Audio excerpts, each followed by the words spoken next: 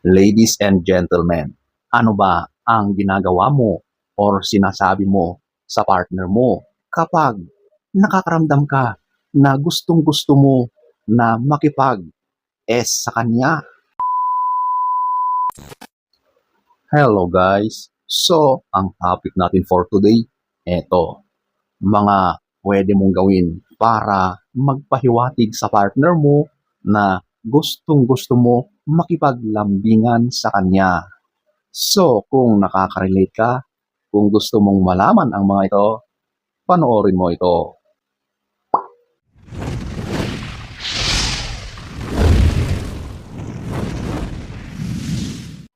So, ito ating aalamin.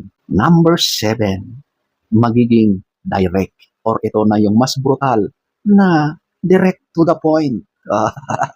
Ito na yung biglain mo siya, yung bigla mong halikan, bigla mo siyang yakapin. Alam mo, ang mga ganyan, bihira na kokontra ang partner mo. Make it sure lang na kayong dalawa lang. Make it sure na okay yung surroundings. Make it sure na alam mo na in the mood din ang partner mo bago gawin yan. Siyempre, kapag alam mo na okay yung ambience, okay yung setup, okay ang partner mo, gawin mo yan. Diretsahin mo na. Buhatin mo siya. Or dakmain mo. Tapos pisil-pisilin mo. Alam na ng bawat isa kung ano ang ibig mangyari dyan. Di ba? Diretsahan na talaga yan. Wala nang atrasan kumbaga. Di ba? Minsan, gusto natin yung mabilisan. Gusto natin yung medyo rugged, brutal, physical talaga. Di ba? Yung mga ganyang pagkakataon minsan, nagdadagdag yan ng gana sa bagay na yan. Okay? So, ladies and gentlemen, wala nang paligoy-ligoy at sigurado na magiging masaya ang pagtatagpo na yan. Number 7. Number 6. Ipagmasahe mo siya. Alam mo, ito na yata ang pinaka-effective na paraan kung gusto mo na kayo ay mapunta, matuloy sa S. Okay? Alam niyo, yung pagmamasahe na yan, physical yan eh. So talagang ramdam ng bawat isa ang tension, ang bawat hagod ng mga kamay sa katawan. Okay? So, kapag nakakaramdam ka or gustong-gusto mo na makipag-sexy time dyan sa karelasyon mo, mag-offer ka ng masahe. Most of the time, ang masahe na yan ay mapupunta sa isang mas masayang pagtatagpo ninyo. Okay? So, ladies and gentlemen, ito ang pinaka-effective na paraan. 99.9% na kayo ay hahantong sa mas masayang pagsasanib ng inyong mga katawan. Okay? So, yan po ang number 6. Number 5, send a text. So, since sa panahon ngayon, uso na ang text, messages, chats, or even video calls, gamitin mo ito. Gawan mo ng paraan para ipahiwatig sa partner mo yung intention mo, yung gusto mong mangyari. Okay? Paano? Marami. Sa mga sweet, mga sexy na mga messages, sigurado na magigets ng partner mo yan. Ipinapahiwatig mo yung gusto mong mangyari. Siyempre, make it sure na yan ay talagang makukuha mo yung kiliti ng partner mo. Ang mga ito ay naranasan ninyong dalawa, lalong-lalo na nung kayo pa ay nagliligawan, di ba?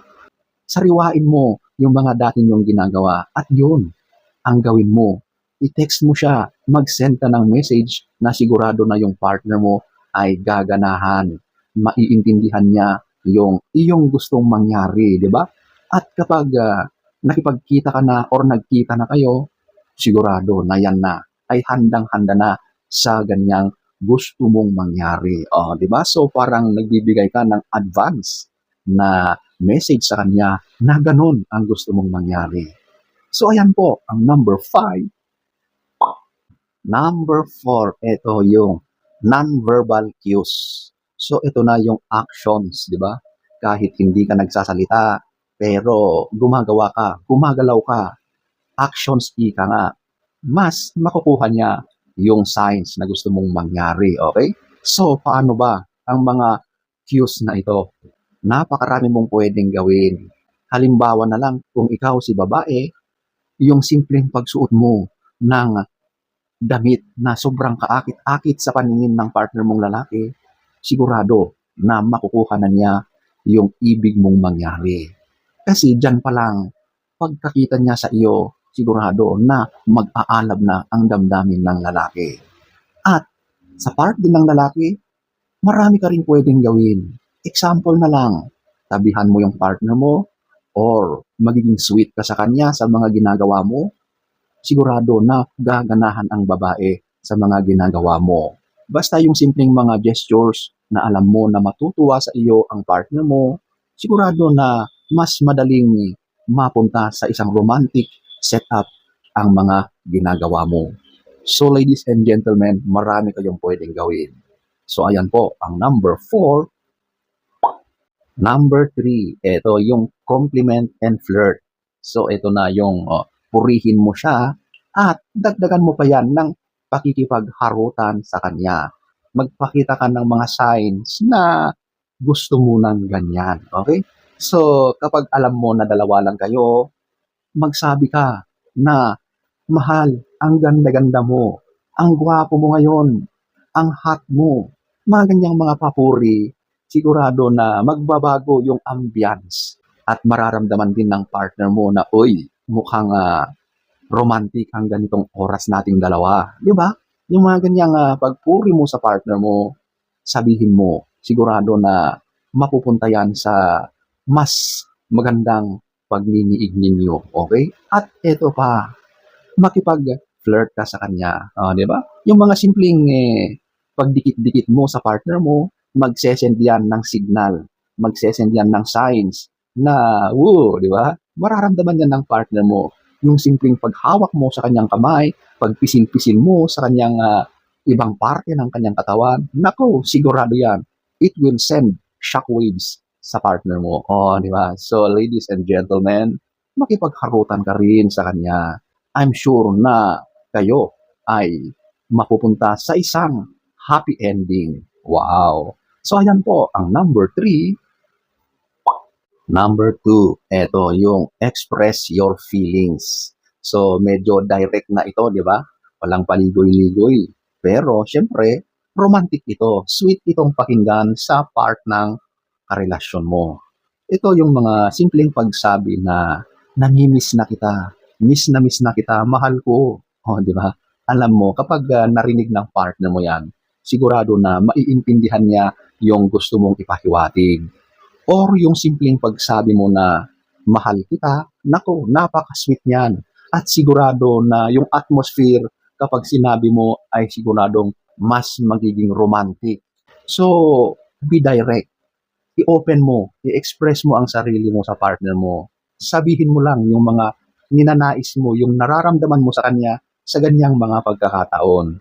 Magkarelasyon kayo, magpartner kayo, at I'm sure na maiintindihan niya at magugustuhan din niya yung mga sinasabi mo. So ayan po ang number 2. Number 1, ito yung be playful and romantic. So, paano ba ang ganitong setup? Gumawa ka ng paraan.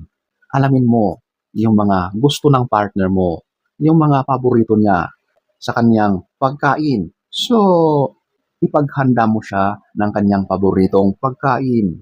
Ipagluto mo siya. Ngayon, mag-set up ka ng romantic vibes sa iyong place, sa lugar na kung saan kayo kakain. So dito, kahit hindi ka nagsasalita, kahit hindi ka nagpapahiwatig, doon pa lang sa ginagawa mo, mararamdaman at makikita ng partner mo na may something, di ba?